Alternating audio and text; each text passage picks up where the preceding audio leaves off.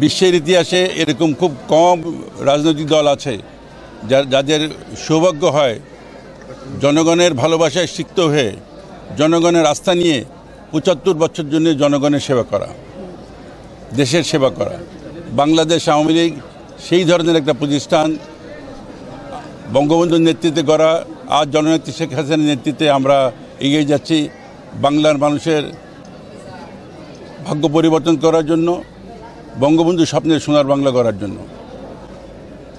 আমাদের সামনে এই যে ৭৫ বছর আমরা যে অতিক্রম করেছি, এই ৭৫ বছর যেমন ছিল চ্যালেঞ্জিং, ঠিক তেমনিভাবে ছিল আমাদের আনন্দের, কারণ আমরা অনেক কিছু অ্যাচিভও করেছি।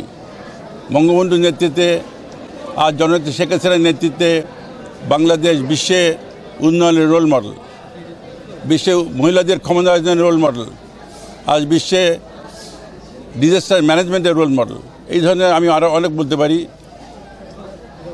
আমাদের এখন সবচেয়ে প্রধান লক্ষ্য হচ্ছে যে বঙ্গবন্ধু স্বপ্নের সোনার বাংলা গড়া, স্মার্ট বাংলাদেশ গড়ার জন্য এবারে বিশেষ করে নির্বাচনে ইশতেহারে যে অঙ্গীকারগুলি আমরা করেছি, এই অঙ্গীকারগুলি সম্পূর্ণরূপে পূরণ করা এবং দেশকে সামনের দিকে এগিয়ে নিয়ে যাওয়া। বাংলাদেশের যেন কোনো দরিদ্র মানুষ না থাকে, এটা আমাদেরকে দেখতে হবে এবং এই লক্ষ্যে আমরা কাজ করছি। আর সেই সাথে সাথে বাংলাদেশের আগামী দিনে বাংলাদেশ যেন বিশ্বের মঞ্চে, বঙ্গবন্ধু তার জাতিসংঘের ভাষণে যেভাবে বলেছিলেন, তিনি বলেছিলেন যে বাংলাদেশ একদিন বিশ্বের মঞ্চে উজ্জ্বল তারকা হবে। আমরা আশা করি যে বাংলাদেশ ইতিমধ্যে সে অবস্থানে আছে।